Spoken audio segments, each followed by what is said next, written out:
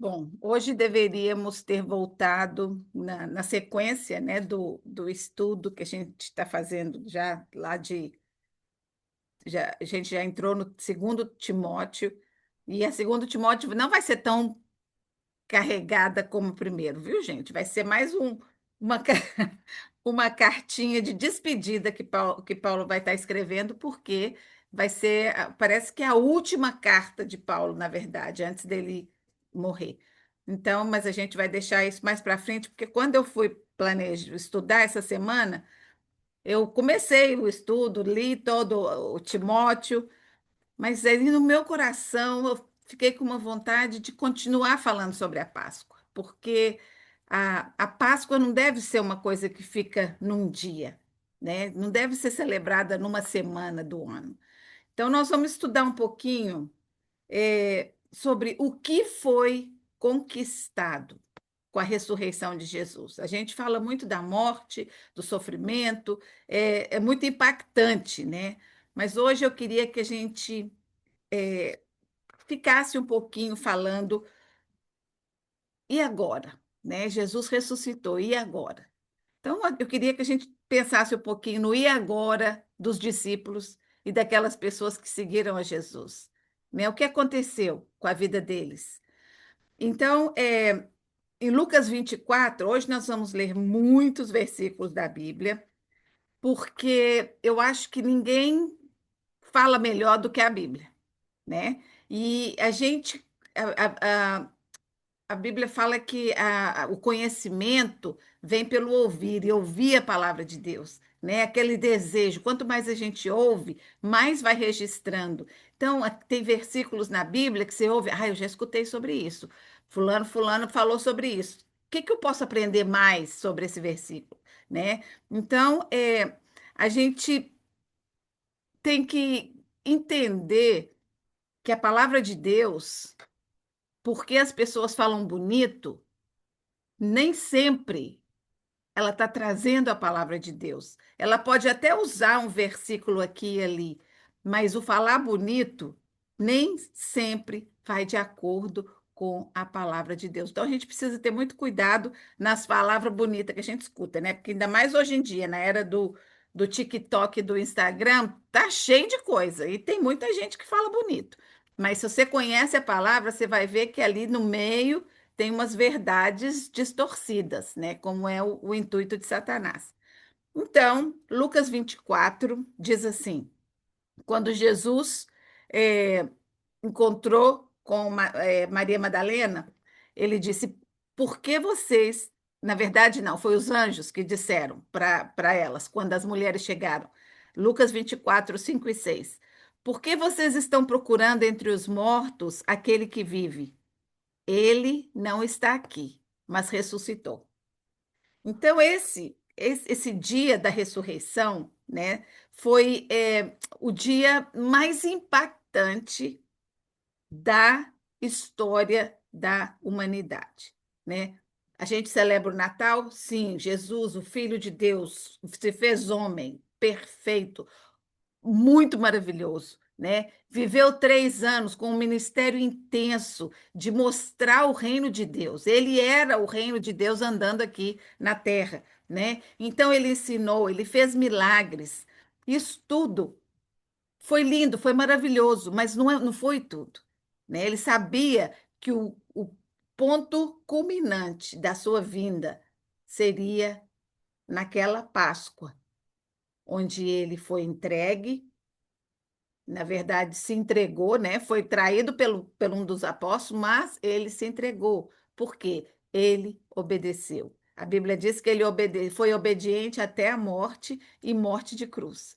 Então, Jesus foi obediente, passou pela morte, mas podia ter parado ali, né? Se tivesse parado ali, e aí? Tá bom, Jesus venceu Satanás na morte, mas e para nós, o que que ia significar, né? Mas a ressurreição veio para que nós entendêssemos o que nós vamos receber. Nós vamos receber essa mesma ressurreição. A morte física vai passar por nós, pelo nosso corpo, mas um dia nós vamos, como Jesus, estar ressuscitados com Ele na glória, né? Então, gente, a gente fala muito da crucificação, porque foi violenta, foi traumática, foi uma coisa horrível, brutal, né? E cheia de efeitos assim cataclísticos, né? Porque teve terremoto, teve escuridão, né? Teve muita coisa fora do comum que aconteceu ali naquele dia. Então a gente fica bem agitado e impactado. Mas o dia da ressurreição, ele veio devagarzinho, ele veio calmo. Não teve uma multidão ali apreciando, não tinha um monte de gente na porta do túmulo para ver Jesus sair ressuscitado, né? Então eu acho tão lindo que na minha maneira de pensar, né, não está na Bíblia, mas eu pensando sobre isso, eu falo, não foi um evento muito celebrado aqui na Terra naquele dia, mas eu imagino que os anjos devem ter feito uma festa tão grande, né? Quando Jesus cumpriu todos os detalhes do plano de Deus e depois ressuscitou. Então deve ter sido uma festa. A gente fica pensando quando Jesus veio, que os anjos anunciaram que Jesus havia nascido em Belém. Aquela miríades, né, como diz a Bíblia, miríades de anjos. Eu fico imaginando essa celebração no reino espiritual, né, quando Jesus venceu a morte, porque a Bíblia diz que os anjos gostariam de ter o privilégio de estar aqui falando de Jesus, porque eles vivem aí, eles sabem quem ele é, né? Mas, por outro lado, foi uma derrota total no reino das trevas, né? Satanás, que na sexta-feira pensou que venceu, já, ele deve ter tido a festa toda na sexta-feira, né? Mas a festa final foi no domingo, né? Então, os anjos celebraram a vitória de Jesus, o cumprimento total e obediência do plano de Deus. Então, vamos ver agora o que que essa ressurreição representou para Satanás. Porque a gente vamos procurar o que que a Bíblia tem para nos dizer. A ressurreição de Jesus foi uma derrota decisiva para Satanás. Não apenas simbólica, mas espiritual e eterna. A Bíblia mostra que aquilo que parecia ser a vitória do mal, a cruz e a morte de Jesus, se tornou, na verdade, o golpe final contra o poder de Satanás. Então, o que foi conquistado na ressurreição? Ou em que áreas Satanás foi derrotado? Então, vamos ver isso. Primeiro, a morte foi derrotada. Gente, Satanás usava a morte como um instrumento de medo e domínio sobre a humanidade. Imagina, até hoje a gente conhece gente que tem pavor da morte, né? Que, ai, mas eu não sei o que é que tem do outro lado. Lê a Bíblia que você vai saber. Sabe? Então, assim, uma coisa é você ficar, mas eu amo minha família, eu não estou preparado, isso é natural do ser humano. Mas tem o medo desesperador da morte que Satanás coloca no coração das pessoas, que leva à paranoia de muita gente. Isso é obra de Satanás. Mas quando Jesus ressuscitou, ele venceu aquilo que parecia invencível. Hebreus 2:14 e 15 diz assim: para que por sua morte destruísse aquele que tem o poder da morte, a saber, o diabo, e livrasse todos os que, pelo pavor da morte, estavam sujeitos à escravidão por toda a vida. Então, quanta gente vive uma fé de medo da morte, né? Você vai fazer só porque você tem medo da morte. Não, não só no cristianismo, em muitas religiões.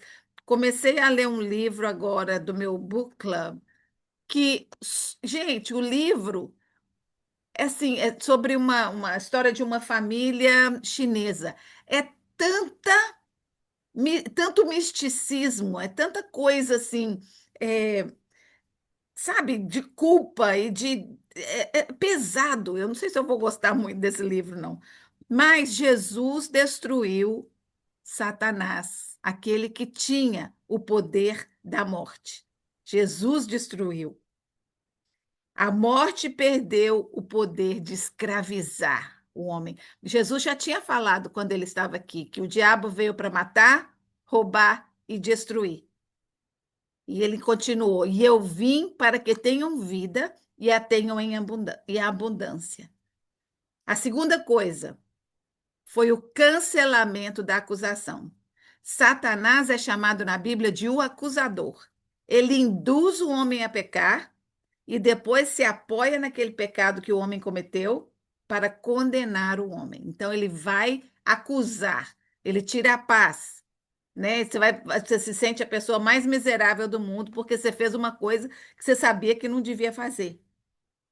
Na cruz, Jesus pagou pelos pecados.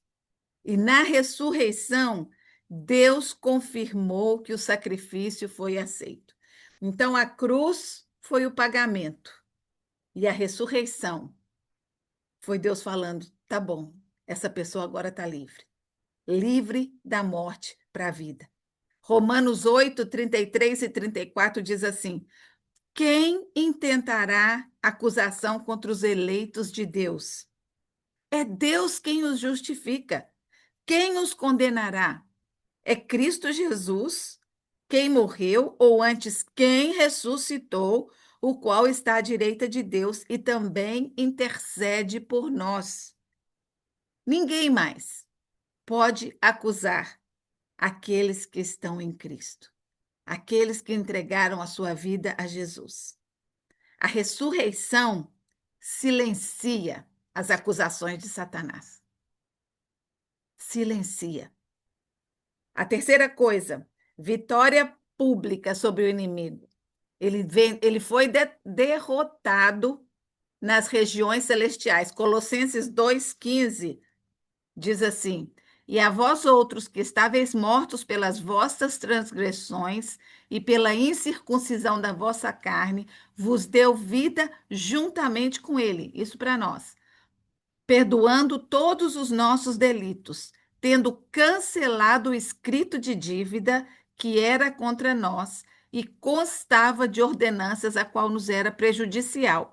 Ele removeu inteiramente, encravando na cruz e despojando os principados e as potestades publicamente, os expôs ao desprezo, triunfando neles na cruz. Então, foi publicamente desmascarado o plano de Satanás e aquele poder que ele tinha sobre o homem. Satanás foi envergonhado. Ele pensou que tinha ganhado.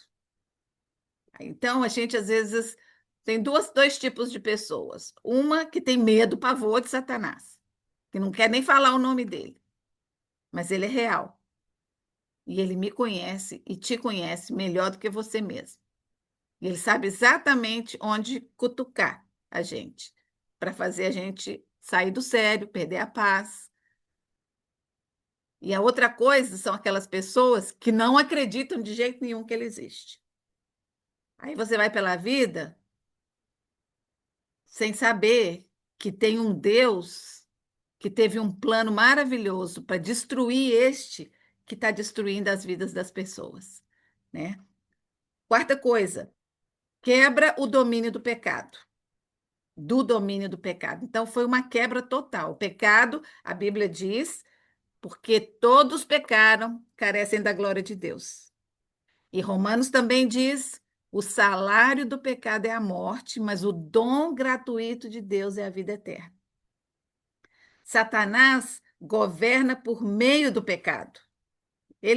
Isso é o ambiente dele, né? Ele se opõe a tudo que é santo e se relaciona a Deus. E o preço para pagar pelos pecados que cometemos é a morte.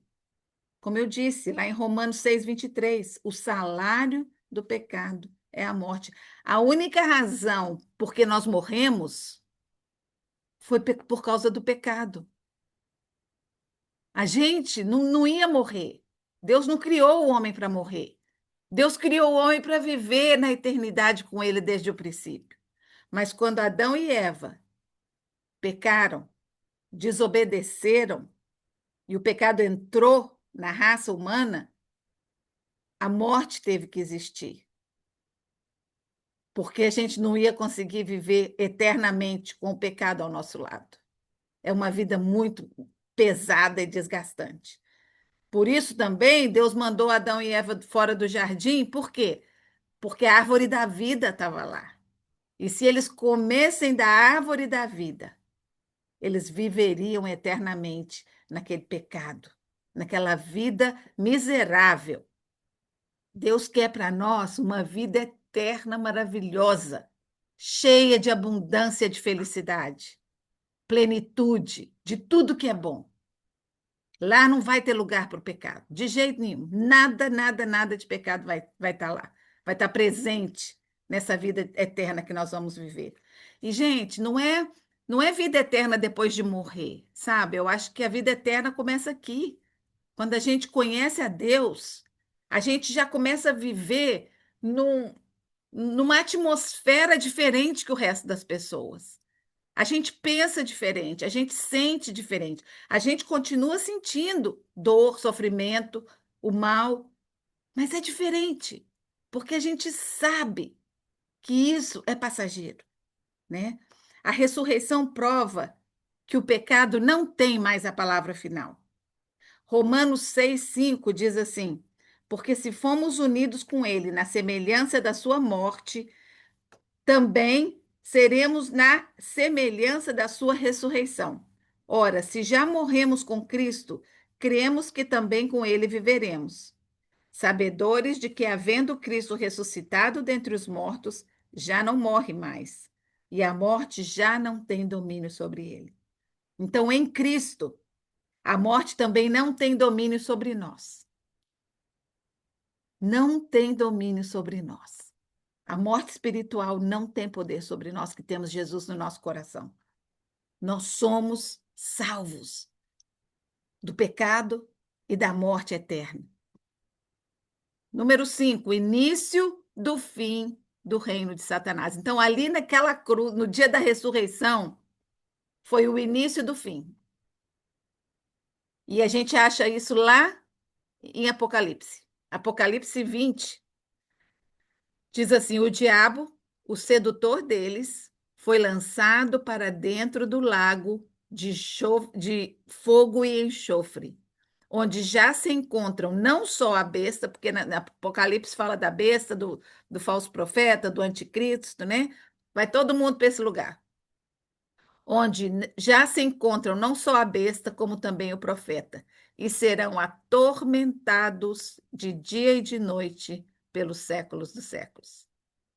Então, gente, a gente já sabe o final da história. A gente já conhece. Isso aqui é o final da história de Satanás. E ali em Apocalipse tem o final da nossa também, que é viver eternamente com Jesus, no mundo de paz, numa vida nova. Em Apocalipse está revelado esse destino para Satanás. A ressurreição é o anúncio de que o fim dele já está determinado. Então, agora eu quero que a gente dispense um pouquinho o que a ressurreição significou para mim, eu e você. O que isso significa para nós? Eu tenho vida eterna, né? Eu sei que eu não vou morrer espiritualmente. Então, vamos os pontinhos que eu achei aqui, que eu vou colocar. A ressurreição de Jesus não foi apenas um evento histórico, ela mudou o rumo da eternidade. Se a cruz tratou o pecado, a ressurreição garantiu o futuro eterno de todos os que creem. Então, a cruz foi o preço do pecado, mas a ressurreição foi a garantia, como eu já falei antes, que Deus aceitou esse preço e nós somos os beneficiários. A Bíblia diz que aqueles que recebem a Jesus são herdeiros com Cristo. A gente não vai ser mais uma criatura, a gente é filho de Deus. herdeiros com Cristo nas regiões celestiais. Então, para nós significa que nós temos a garantia da vida eterna. A ressurreição prova que a morte não é o fim.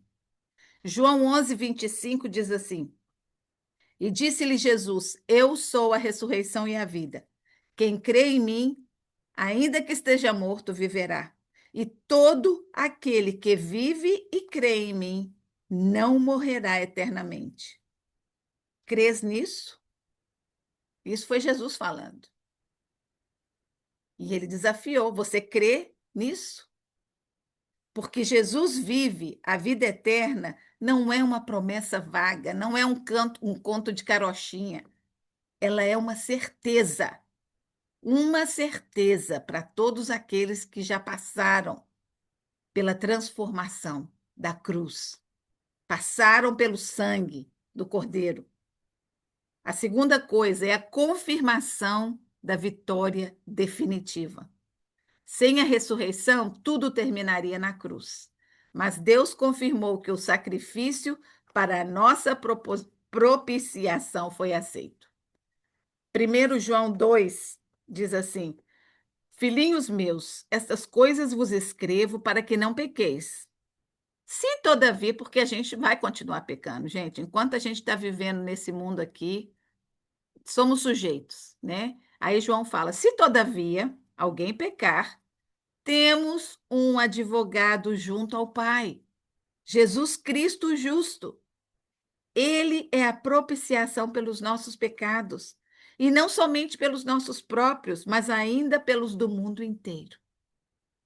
Romanos 4:25 diz: o qual foi entregue por causa das nossas transgressões e ressuscitou por causa da nossa justificação. Nós somos salvos por Jesus e justificados por Ele. É Ele que fala: não, essa pessoa, ela está santa porque ela crê em mim. Ela recebeu o sangue do Cordeiro. Ela foi justificada. O pecado já não é mais parte da sua conduta, né? Claro, a gente peca, mas o que a Bíblia fala aqui? Em João, 1 João, nós temos um advogado junto ao Pai, Jesus Cristo. E sabe o que é o melhor de tudo? Esse advogado nosso, Jesus, ele passou por todas as tentações e ele venceu cada uma delas. Mas ele sabe o que custa para nós. Ele sabe o preço de cada tentação que a gente passar. Jesus ressuscitou para a nossa justificação. Isso significa que a salvação está validada para sempre. Terceira coisa, é o início de uma nova criação eterna. A Bíblia fala muito, e Paulo fala muitas vezes, sobre ser uma nova criatura, né? A pessoa que começa uma jornada com Jesus, ela se torna uma nova criatura. A Bíblia diz que as coisas antigas já passaram e tudo se faz novo. Ainda tem um versículo que fala: aquele que bebia não bebe mais, o que mentia não mente mais. Isso é se tornar uma nova criatura. É mudar o comportamento. É deixar de fazer as coisas que eu sei que vão desagradar a Deus. A ressurreição inaugura algo totalmente novo. Segundo Coríntios 5:17 diz assim: E assim, se alguém está em Cristo, é nova criatura. As coisas antigas já passaram, e eis que se fizeram novas. Nós somos nova criatura. O que começou em Cristo se estende para toda a eternidade. Com ele, viveremos em um novo céu e uma nova terra. Apenas as novas criaturas poderão viver no novo céu e na nova terra. É tudo novo com Jesus. Tudo novo. A ressurreição começou uma era nova, completamente nova. A ressurreição, para mim, significa esperança futura garantida. a eternidade deixou de ser incerta, já não é um questionamento. Eu não vou questionar. Se eu sei que você caminha com Jesus, eu sei exatamente o que vai acontecer com você depois que você morrer fisicamente. Eu sei exatamente o que vai acontecer comigo. Agora, eu não vou saber para todo mundo, porque tem pessoas que você olha de fora, parece que não, né? Que não vai chegar lá, nunca vai chegar, mas a gente nunca sabe. A Bíblia diz que Deus não quer que nenhum se perca. Então, eu acho que Deus vai dar oportunidade a todas as pessoas, mas a gente vê no livro de Apocalipse que tem gente que não vai querer, que vai escolher não passar a eternidade com Deus. Depois de tudo que verem, ainda vão falar que não, mas Deus vai dar uma oportunidade atrás da outra para as pessoas, porque Ele quer relacionamento com nós outros, conosco, né? Nos outros, falando espanhol. 1 Coríntios 15, 20 e 21 diz assim: Mas de fato, Cristo ressuscitou dentre os mortos, sendo ele a primícia dos que dormem. Então foi o primeiro que ressuscitou, porque Lázaro ressuscitou, mas Lázaro morreu de novo e foi enterrado e está no túmulo dele lá. Mas Jesus foi o único que ressuscitou para a eternidade, que ressuscitou com o corpo glorificado. Ele não precisou abrir porta para entrar nos lugares que ele entrou depois que ele ressuscitou. Ele voltou com o corpo glorificado. E é esse corpo glorificado que nós vamos ter na segunda ressurreição. Visto que a morte veio por um homem, também por um homem veio a ressurreição dos mortos. Então, o pecado entrou. A morte, como a culpa, como o salário do pecado, entrou por um homem, Adão. Mas a vida e a vida eterna veio até nós por um homem, Jesus. Ele foi o primeiro a ressuscitar em glória. E nós também ressuscitaremos com corpos glorificados. Para nós significa a derrota definitiva da morte. A ressurreição, a derrota definitiva da morte espiritual. A morte não tem mais a palavra final na eternidade. Filipenses 3, 20 e 21 diz assim: Pois a nossa pátria está nos céus. Quando você tiver a consciência, gente, de que isso aqui, que a gente gosta tanto, não é o nosso destino final, que nós somos peregrinos nessa terra, a gente vai ver o relacionamento com Deus e a eternidade de uma maneira bem diferente. Pois a nossa pátria está nos céus, de onde também aguardamos o Salvador, o Senhor Jesus Cristo, o qual transformará o nosso corpo de humilhação, esse corpo que corrompe, o corpo que corrói, que sente doença, que sente dor, para ser igual ao corpo da sua glória, segundo a eficácia do poder que ele tem até subordinar todas as coisas. Tudo vai estar debaixo da autoridade dele, sem o pecado estar aí azucrinando a vida da gente. 1 Coríntios 15, 54 diz assim: E quando este corpo corruptível se revestir da incorruptibilidade, e o que é mortal se revestir da imortalidade, então se cumprirá a palavra que está escrita: Tragada foi a morte pela vitória. Onde está, ó morte, a tua vitória? Onde está, ó morte, o teu aguilhão? A eternidade agora é marcada pela vida e não pela morte. Por isso que eu falo tanto, que eu não vejo a hora de chegar lá, porque lá é a minha casa. Eternidade é o meu destino. A presença de Deus é onde eu vou estar mais feliz do que eu já tive nunca. Nunca. E a última coisa que. Não, não é a última, não, tem mais duas. A morte de Jesus nos deu abertura e acesso à presença de Deus. A presença de Deus. Isso não existia antes de Jesus morrer e ressuscitar. E agora existe. Nós temos acesso direto a Deus. A separação causada pelo pecado foi removida. Deus não pode estar onde tem pecado, mas através do sangue de Jesus sobre nós. Ele nos vê alvos como a neve, limpinhos, sem pecado. Efésios 2 diz assim: Mas agora em Cristo Jesus, vós que antes estáveis longe, fostes aproximados pelo sangue de Jesus Cristo. Porque por ele ambos teremos acesso ao Pai em um espírito. Assim, já não sois estrangeiros e peregrinos, mas concidadãos dos santos, e sois da família de Deus. Antes de crermos em Jesus, a gente é cidadão, né? A gente não faz parte. A gente caminha pelo mundo, uns creem, outros não, mas quando a gente aceita Jesus, aceita o sacrifício de Jesus, a gente já não é mais estrangeiro. A gente já é família. Somos parte, né, dessa família de Deus. A eternidade passa a ser comunhão com Deus e não separação. E essa comunhão faz com que comecemos a experimentar a eternidade aqui na Terra. Última coisa, o estabelecimento de um reino eterno. Isso que a ressurreição faz. A ressurreição confirma que o reino de Deus nunca terá fim.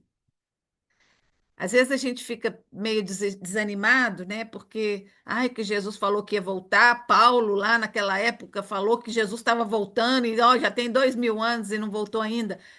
Pensa nesses judeus do Velho Testamento que ouviram que viria um Messias, desde lá de Gênesis, que Deus enviaria aquele que pisaria a cabeça da serpente.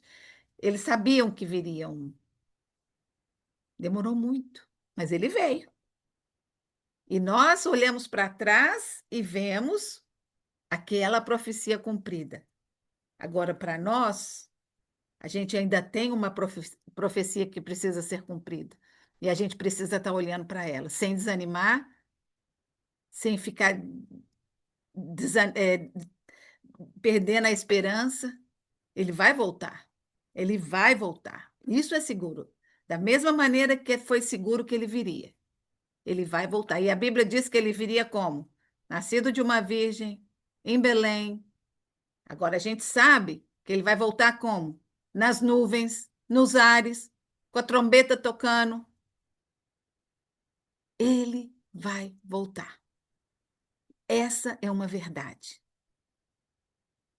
Apocalipse 11:15. Essa semana eu escutei uma mensagem, uma entrevista com um pastor, e eu achei interessante que eu nunca tinha pensado nisso. Apocalipse 11:15 é exatamente a metade do livro de Apocalipse. E é onde as coisas começam a desenrolar de uma maneira onde a gente já vai ver a vitória do bem sobre o mal. Mas aqui nesse versículo diz assim: o sétimo anjo tocou a trombeta e houve no céu grandes vozes, dizendo: o reino do mundo se tornou do nosso Senhor e do seu Cristo, e ele reinará pelos séculos dos séculos. Quem já escutou aquela música? Aleluia, aleluia.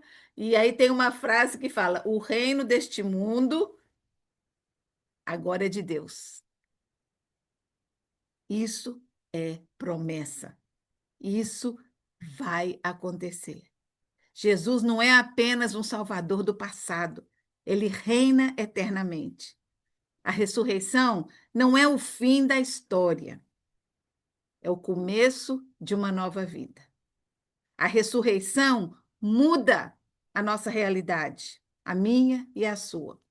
Antes havia medo, tristeza e confusão, né? Quando Jesus morreu, todo mundo ficou perdido, perdeu o chão, esconderam. Mas a ressurreição trouxe esperança, alegria e propósito. 1 Pedro 1 diz: Bendito seja o Deus que nos regenerou para uma viva esperança mediante a ressurreição de Cristo, de dentre os mortos. A ressurreição venceu o pecado, derrotou a morte, abriu o caminho para a vida eterna.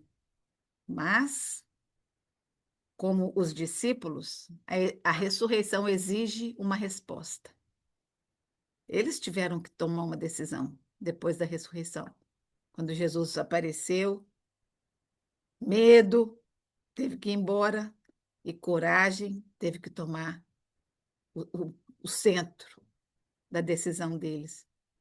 Eles não puderam mais permanecer os mesmos. Maria Madalena saiu a anunciar aos discípulos. Jesus falou: vai, fala com os discípulos que eu vou encontrar com eles na Galileia. Os discípulos saíram do medo para a coragem de proclamar o evangelho. Tomé saiu da dúvida para a fé. João 20:21 diz: assim como o Pai me enviou, eu também os envio. Jesus enviou os seus seguidores com uma missão. E essa missão não foi só para eles, foi para mim e para você também, que somos seguidores de Jesus. Depois da Páscoa, nós somos chamados a crer verdadeiramente, a viver como pessoas transformadas, a compartilhar essa mensagem. Ele vive, sai gritando para todo mundo, que nem Maria Madalena fez. A ressurreição nos dá uma missão. Durante o tempo que Jesus andou com seus discípulos, ensinando, curando, várias vezes ele pediu que os discípulos não falassem nada, não contassem. Algumas pessoas que ele curou, falou, não vai contar para ninguém, ninguém conseguiu ficar calado, né? Todos eles saíram gritando. Mas os discípulos, os íntimos dele, quando teve a transfiguração, que Jesus foi orar sozinho, e Jesus falou, não conta nada para ninguém até eu ir embora. Então, teve muitas coisas que Jesus disse para eles para guardarem, para depois que ele fosse. E depois, sim, que tudo seria revelado. Mas quando Jesus encontrou os discípulos ali no final do livro de Mateus, ele disse: ide por todo mundo e pregai o evangelho a toda criatura. Essa é a missão de cada pessoa que crê na ressurreição de Jesus. A mensagem da cruz e da ressurreição precisa continuar sendo anunciada. Ainda existe muita gente, e ainda mais nesses últimos dias, onde, sabe, as pessoas estão buscando dentro delas as coisas. Não está dentro da gente, tá em Jesus. Só Ele tem a resposta para o coração do homem. Só Ele. Como já falei, a gente tem um buraquinho aqui dentro do tamanhozinho do coração de Deus. Eu acho que o meu buraquinho tem a forma de coração, porque cabe lá o amor de Deus certinho. A ressurreição nos chama a viver o novo todos os dias. Novo, vida nova. A vida cristã não é apenas celebrar um evento, mas viver uma transformação contínua. Eu tenho que ser melhor amanhã do que eu sou hoje. Ser hoje melhor do que eu fui ontem. Esse deve ser o nosso desejo. Sabe? Não porque eu quero alcançar nada, não, já alcancei, não tem nada melhor do que a eternidade na minha vida. Mas porque eu quero agradar aquele que sofreu tudo por mim. Eu quero que ele sorria quando ele olhe para mim. Só isso.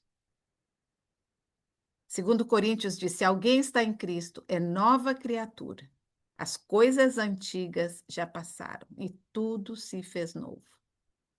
Deixar o velho homem, aquela natureza que antes de conhecer a Jesus não tinha consciência de que o Deus Santo, soberano, quer um relacionamento comigo. Viver em santidade é uma vida pecaminosa, não pode ter intimidade com a santidade de Deus. Estar sensível à voz do Espírito Santo. A voz dele não é uma voz barulhenta, é uma voz calma, tranquila, que te encontra na sua dúvida, te encontra no seu medo, te encontra nas suas dificuldades, até na soberba da gente, ela nos encontra e nos faz pensar nos faz refletir, nos faz buscar a resposta na palavra de Deus. Caminhar em novidade de vida através do sangue precioso de Jesus. Só assim eu posso ser limpa. Só assim eu posso me apresentar diante de Deus limpa, santificada. Não tem outra maneira. Não é pelo meu esforço em me purificar, você pode fazer tudo que quiser. Tomar um banho de água benta, que não vai purificar nada. Se o coração e o desejo de servir a Jesus. Novidade de vida a cada dia. Porque eu deixei que o sangue de Jesus me purificasse, eu sou puro. Só por isso. Sou uma nova criatura e devo viver como tal, né? A Páscoa não termina no domingo, ela continua na segunda, na terça, na quarta, todos os dias. E você está vivendo como alguém que nasceu de novo? Alguém que serve o Cristo vivo? O túmulo está vazio. A gente precisa esvaziar o nosso coração também, daquelas coisas que a gente sabe que não agrada a Deus, que nos separa dele. Deixe que ele encha o seu coração, o meu coração, da presença dele, do seu amor infinito. Ele te convida a viver uma nova vida em Jesus. Uma nova vida para uma nova criatura, para vivermos no novo céu e uma nova terra. Que Deus te abençoe nessa semana e que a gente realmente lembre que a Páscoa continua para nós. E ela é maravilhosa. A ressurreição é uma bênção para a vida daquele que crê. Que Deus abençoe.